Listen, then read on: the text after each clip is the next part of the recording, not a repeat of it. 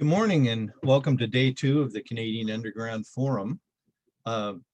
We had a great day yesterday. We had technology, policy discussions and a great forum on that, and discussion of standards. What you're going to be getting today is much of the same.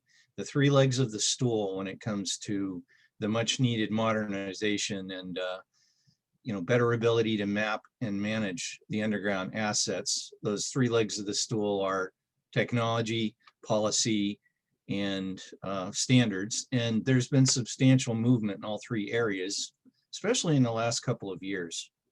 So a little editorializing here. I've been looking over the proposals in many countries for infrastructure packages, these big stimulus, this global movement to sort of, build better, moving forward. Well, the global needs for infrastructure, new and updated, are massive. To give you an idea of scale, it's estimated that with the growth of global middle class and not just population, that there will need to be the equivalent of 3 Europes worth of infrastructure constructed in the next 30-35 years. So to meet those demands, using legacy methods is not going to work. And a big piece missing underground, and a very essential piece, and the one we know least about. It's sort of the final frontier when it comes to digitalization of AEC. So today we're going to have more on the technology, policy, and standards. I want to mention some sponsors who made this possible. Well, there's GeoIgnite, which is hosting the suite of 2021 GeoIgnite events, of which this is one of them. But the sponsors for CUF, or the Canadian Underground Forum, include Lux Modus, Reduct, Uevo, or UEVO, Locust View, ProStar, 4M Analytics, and Leica Geosystems, which is part of Hexagon. With great pleasure, I get to introduce our first presenter. And I got to confess, for my day job needs, this is the presentation I'm really keenly most interested to hear. We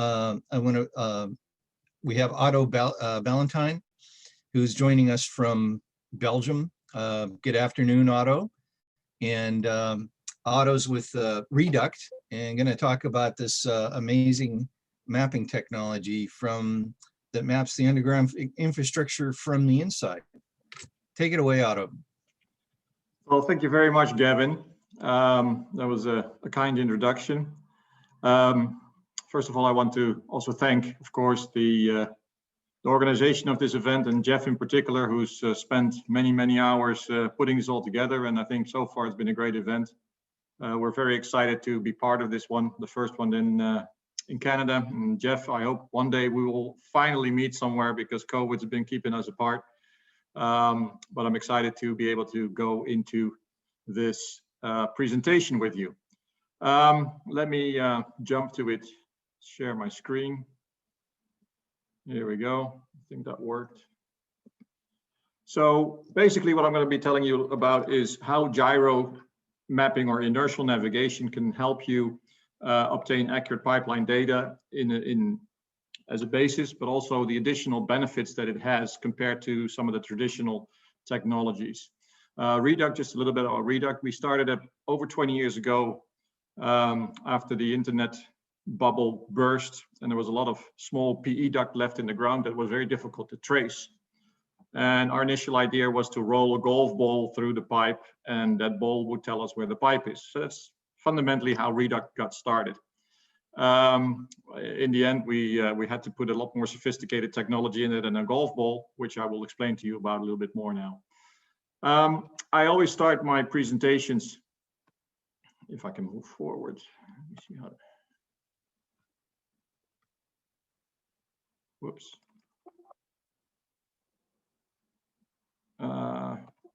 Something is not right. Oh, there we go. Okay.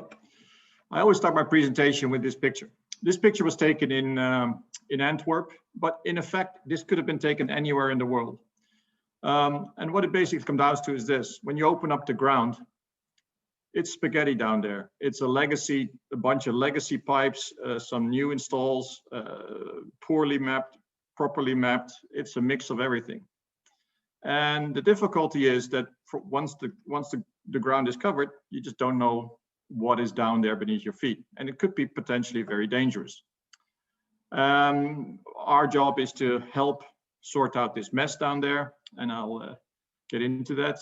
But one of the things I do want to highlight is that, you know, we have this virtual reality type software coming up, and it's been mentioned before yesterday as well. It's great software, but we have to remember that you have to feed it with great data to make it effective. Otherwise, it's just an expensive video game. So with that said, let me get first into explaining a little bit about how inertial navigation actually works. What does it actually do? Like Gavin said, we go into the pipe with an inertial navigation probe, a sensor probe, as you see here. If possible, we will centralize it with, as is shown here, with centralizer wheels that will keep the probe properly in the middle. The probe itself contains inertial navigation sensors such as gyroscopes, accelerometers, and inclinometers, that sort of standard off-the-shelf stuff. But what we do with it is kind of clever. So the purpose of the exercise is to map the central axis, the core axis of the probe. Hence, the aim to always centralize it as best as possible, or align it as best as possible with the orientation of the pipe. And we will measure along the way the changes in heading, the changes in pitch, the changes in roll, and the distance traveled. So those four elements are basically what are constantly recorded. And we record it at 100 Hertz, which is 100 samples per second. So that's fairly high frequency, and I'll come back to that a little later. What is important to understand is that all the information is stored inside the tool. That makes it autonomous. And that gives it a couple of benefits. You don't need to trace it. You don't need to have a data cable in the back. So you just have to make sure that the tool passes from an entry point to an exit point, and you will be able to obtain accurate and high definition data of the path traveled. So a gyroscope basically measures a shape, as I said. It just measures the shape of a pipe. In this case, you see a horizontal drilling, which had a 90-degree bend. Here you see some of the depth profile of that particular horizontal drilling. So this is basically the shape that was measured by the tool. It doesn't mean anything yet because it's not related to anything. It's just the path that was traveled by the tool. So the question, of course, is how do you make that shape fit in reality on Earth? So fundamentally, you want to know, what's the orientation of this particular shape? Now, the way that we do that, of course, we know where we enter the pipe and we know where we exit the pipe. So we just take a GPS location there. We feed that into the software, and the software will take the profile measured by the probe and fit it between those 2 points, and then translates the whole results back into the coordinate system of the starting and the ending point. And that gives it an additional benefit. It can be any coordinate system. It can be metric.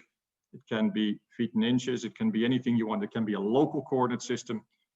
It is basically, anything you put in there. As long as the entry and the start and the end point coordinates are in the same system, your profile will be in the right location in 3 dimensions.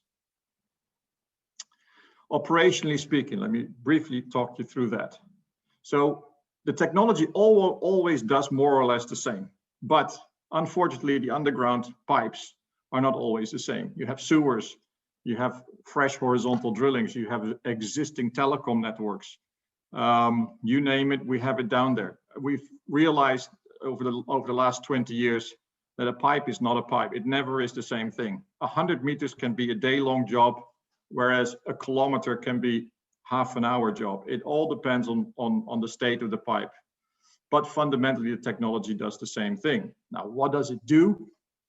Well, we distinguish 2 types of mappings. First of all, when we map a continuous pipe, for example, a horizontal drilling, that means between the start and the end point, we have pretty much a continuous duct or pipe. There's nothing exciting going on. And in that case, we can use centralizer wheels or a centralizing system to fit the tool into the pipe as tightly as possible and keep it aligned as best as possible.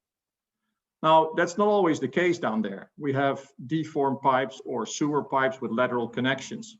And in that case, we prefer to use the invert wheel set, as we call them. Then the tool runs on the bottom of the pipe.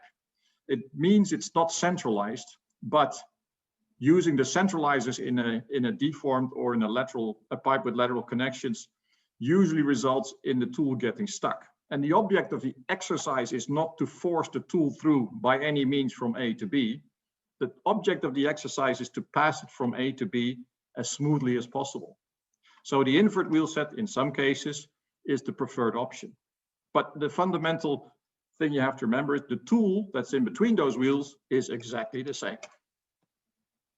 I'm just going to continue with the bottom example to show you how then it operationally we're working. So the first thing we do, as I said before, we will obtain the starting coordinate. Now in the sewer, that will be the invert of the pipe because it's easy place to place your GPS system. And in this case, because it's a sewer, we are particularly interested in the depth value because we want to maybe measure the inclination of a pipe accurately. We do the same thing on the other side. We obtain a coordinate over there, and those coordinates are then fed into the laptop, into the software. Now, those are two of the three components we need to do a calculation. The third, of course, is the data that comes from the probe. So in this case, we will set the probe up with invert wheel sets because it is a sewer. We place it at the starting point above the known coordinate with its tail. Now, because it's an autonomous tool, we don't have any difficult data cables tethering behind.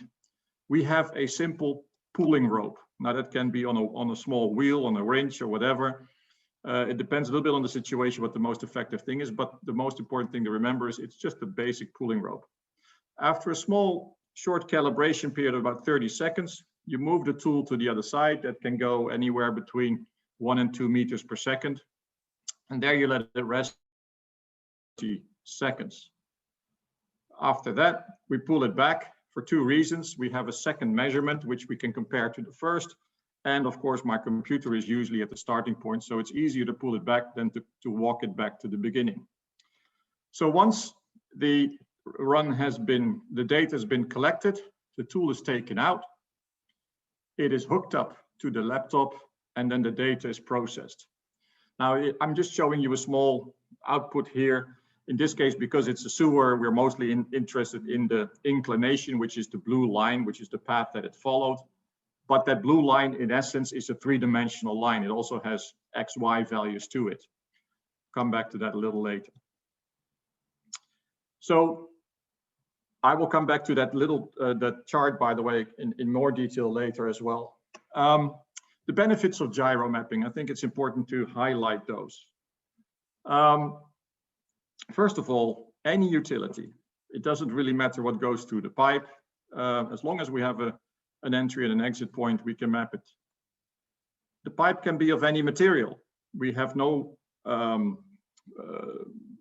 limitations in noise coming from anything. So you can go through any pipe. It doesn't even need to be a round pipe. It can be a square culvert. It can be an egg-shaped pipe.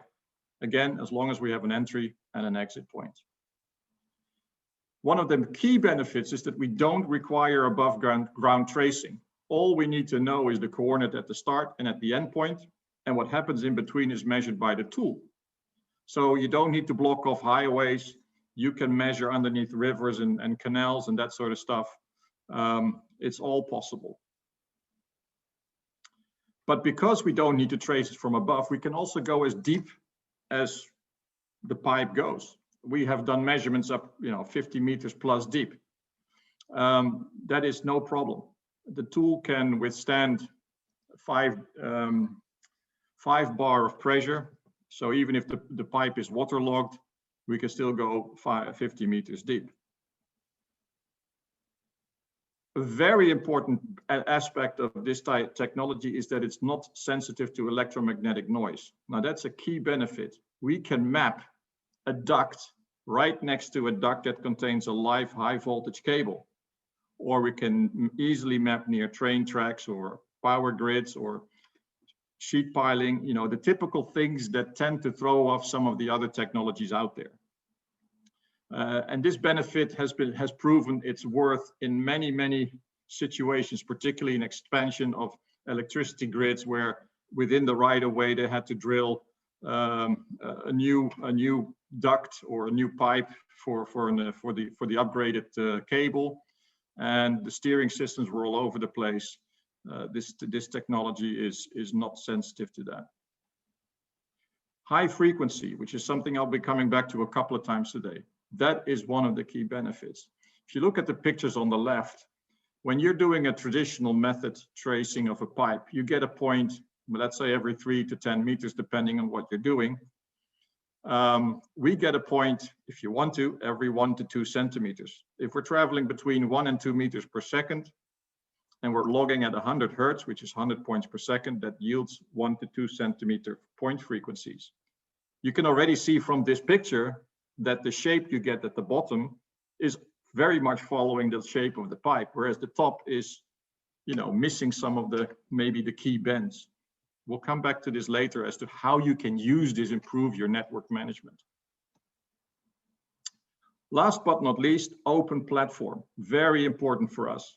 We want our software the output from our software to be directly readable by all GIS platforms or other softwares that you may want to use to visualize the result. And why is that? Because the biggest source of error remains human error. We tend to start to mix things up with, you know, if we start to touch things, we start to make mistakes. So the software is also programmed to give you the output frequency that you want or your client wants. And we do not want anybody to have to filter it on their own one way or another. So how can this data improve your network management? Well, first of all, and you know, the most logical, the lowest hanging fruit is you get an accurate as-built. Now you can say, yeah, but I'll get that anyway. That's true. But one of the most advantageous things of using this technology is you get it in not only in a uniform, you get uniform data, you get it in a uniform format. You can agree with the customer, I'll give you this point frequency every time. And you get it in this file format and so forth. You get three-dimensional data. You know, you get your depth profile, your top view, your 3D view, whatever you want, it's there. We agree with our customers in advance how they would like to receive the data, and that report is very recognizable. But accurate as-builts is just one thing. What we believe is more important is that this data is a very important tool at the contractor handover management process. Oftentimes we see that there is a dispute between the contractor and the utility. And the reason that the dispute arose is because the contractor tends to make the as-built. And that's not very healthy because you don't want your architect to build your house. So using inertial navigation technology such as ours gives you an independent verification of how an HTD was done or how another type of installment was done. When you get your traditional, for example, horizontal drilling as-built, that is based on the steering system that they used. So they just used the steering data that they got from their computer while they were drilling the hole. Then they pulled back, they reamed it, they pulled back the pipe in. Who says that the pipe is still where the pilot borehole was actually drilled? Nobody knows. Second of all, you don't get high frequency data. So you can't do a proper band radius verification or anything like that. And in wastewater, if you want to really know where your pipe is and how the inclination is laying, if it's a great sewer, we'll show you why high frequency is a lot more efficient for the engineers who have to approve or manage that network going forward.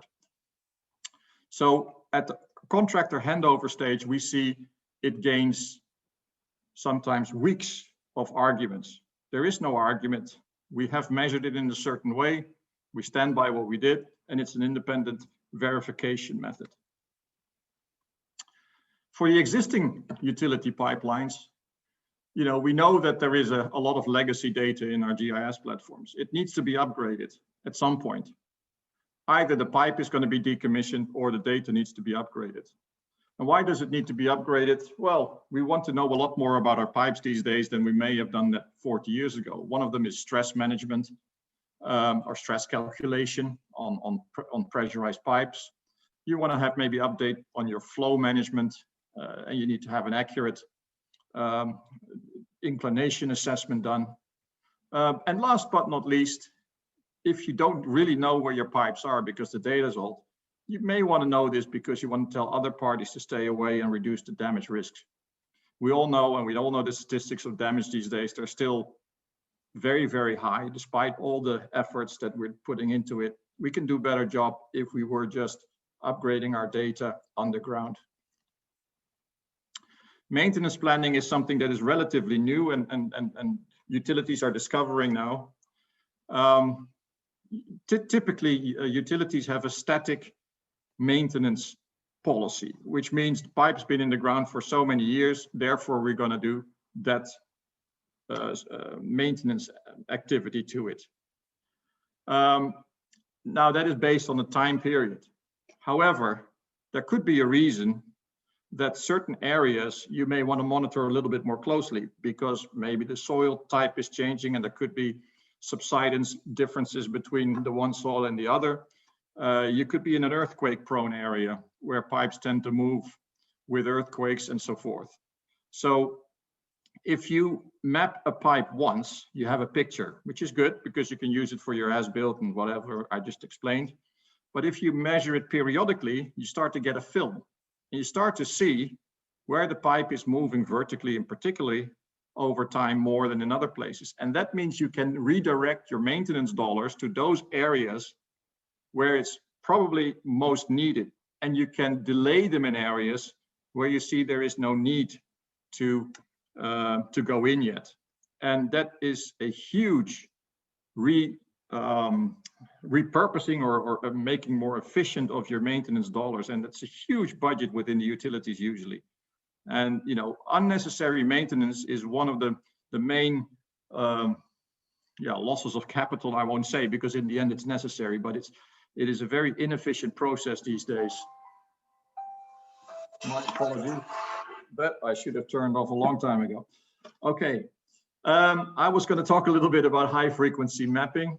I'll give you two examples. First of all, I'll give you an HDD example, and then we'll go back to that gravity sewer picture. So here you see a depth profile of about a 425 meter long HDD, and it has a depth of approximately 30 something meters. Now it's the graph is stretched out, so it's not proportionally on the axis, but what I wanted to show you is clearly that around the 300 meter mark, there is a clear, that's where the tightest band visually is. Now, if we let our software, standard software, calculate the bend radius, we get this chart. Now, in this case, I use the method that is used by the HDD company. So let's say the HDD company had a 7 meter long drill rod. They will use the information they got from 3 consecutive drill rods, which means a 21 meter interval, and then they will try to calculate the bend radius based on the endpoints of their drill rods. Now, mind you, the endpoints of their drill rods are not necessarily any longer the location of your pipe, because like I said, you've reamed it and then you've pulled it in, so there could have been additional movement. But in any case, this is how they do it. So in our software, we can set the interval over which we calculate. So if I enter 21 meters into our software, for this particular HDD, I see that the minimum bend radius found is around that 300 meter mark, and it's about 120 meters radius. I don't know what rod was used by the HDD company, so I've done another calculation. And let's say they used a 5 meter long rod, so a 15 meter interval, then already that minimum bend radius drops from 120 to 105 meters. So you see, the interval that you use is quite significant.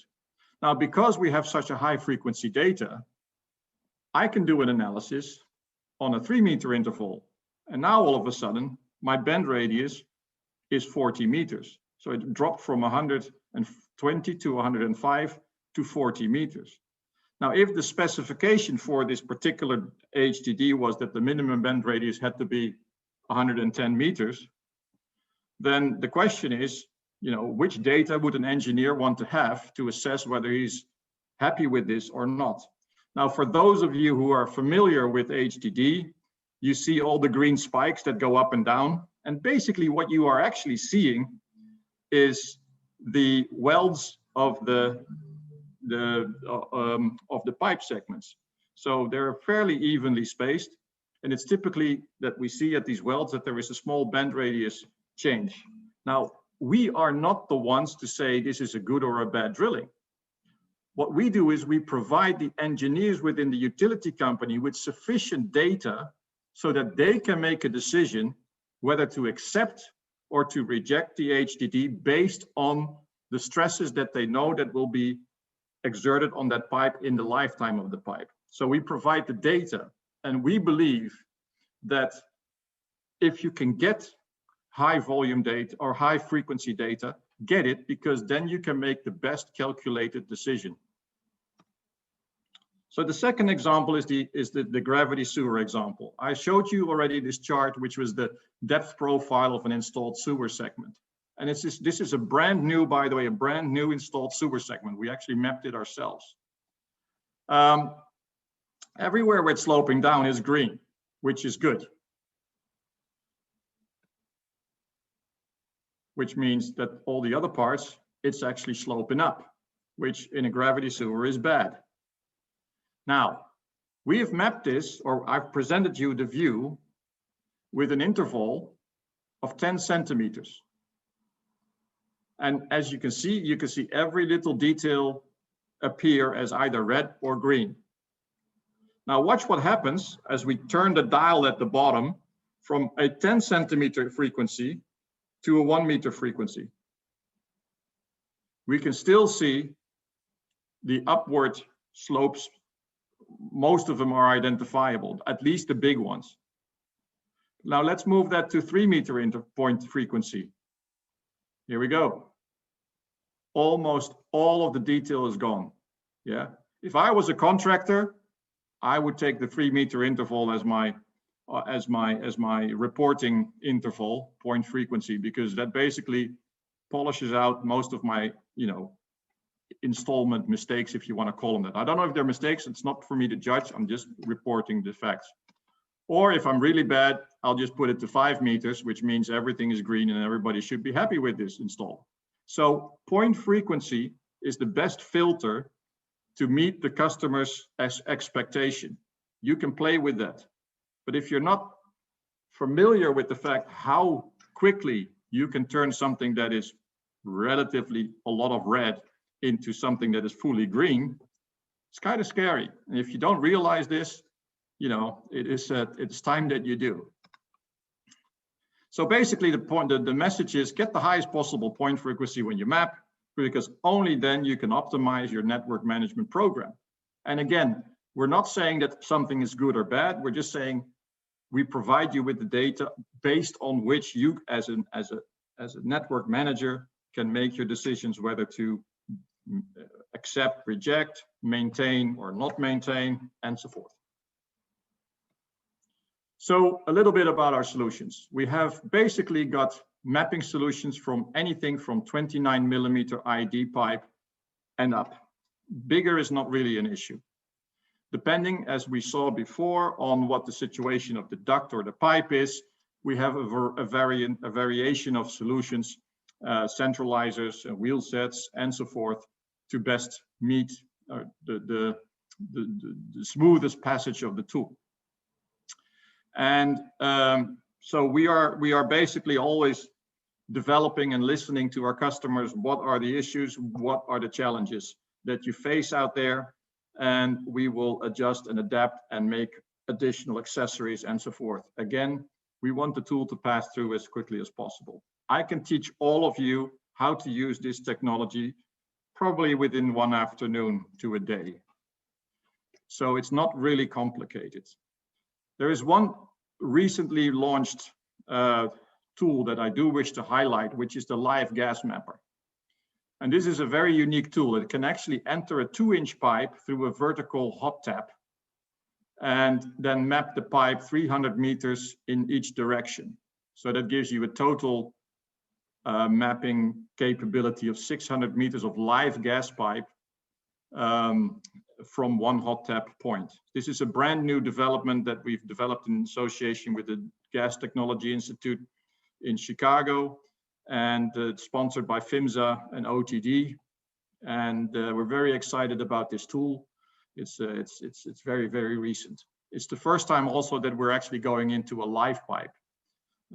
Usually we go into decommissioned pipe or temporarily decommissioned pipe or new build pipes. Anyway, I just wanted to show you this. But with this, I will end my presentation because I've just gone over my 20 minutes. So thank you very much for your attention.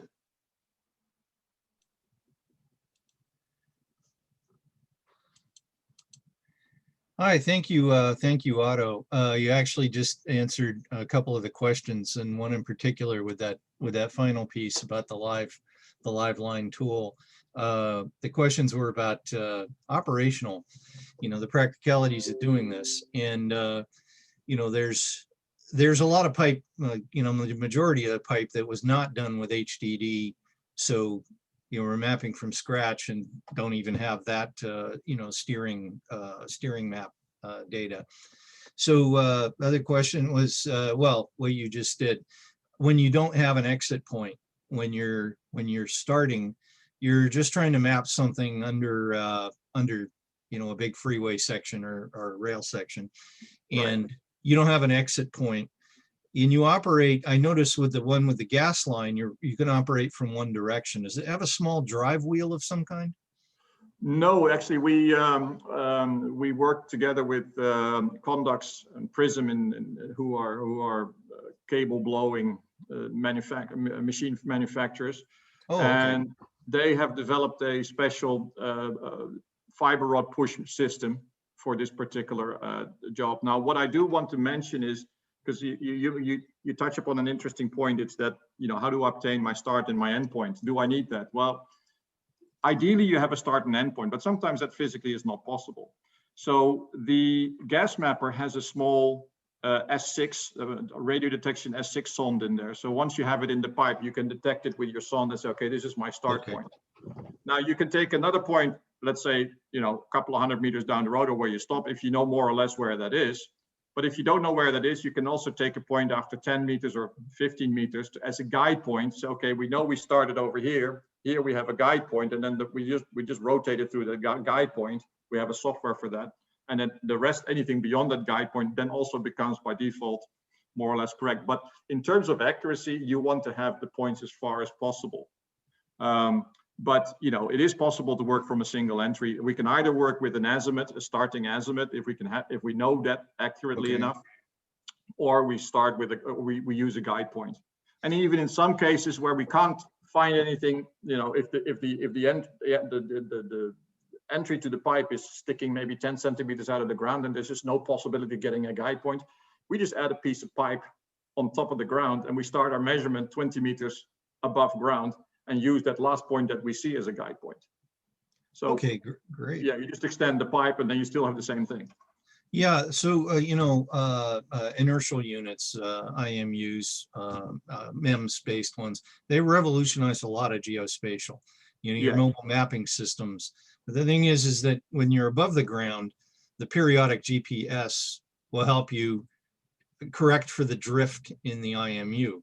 Yes. So in your case, you guide points or an endpoint.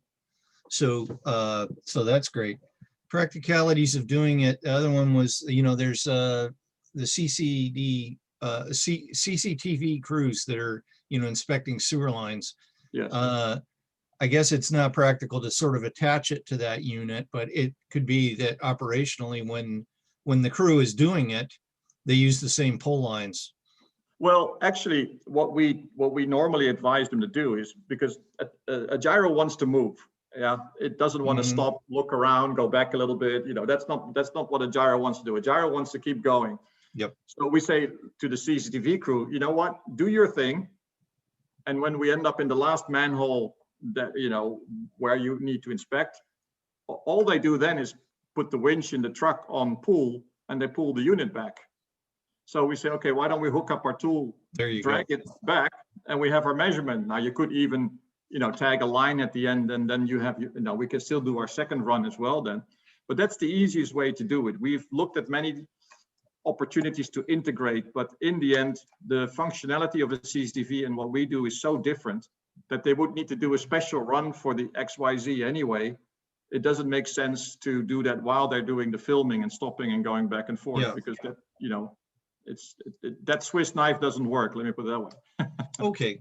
Yeah. Well, what I envisioned was that it's going to add a certain amount of time to their, per segment,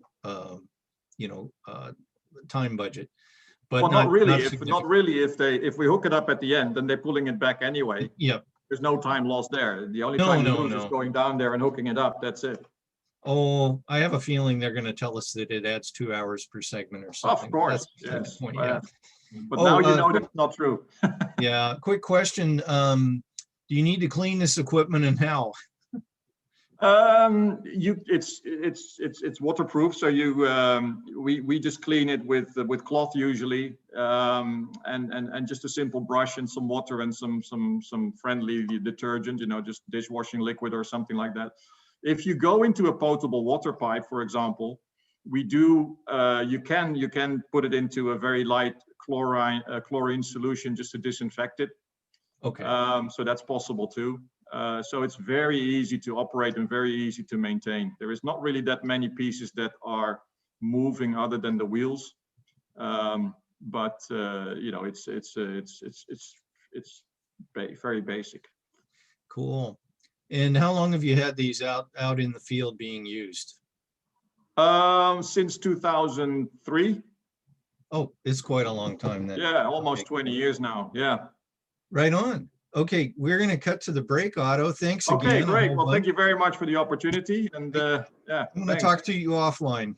So in the near future. All right, Kevin. Thank you very much. Thanks a lot. Okay, we're going into the break. And everybody be back by 10:45 or a quarter to the hour, whatever time zone you're in. We'll see you soon. Thanks.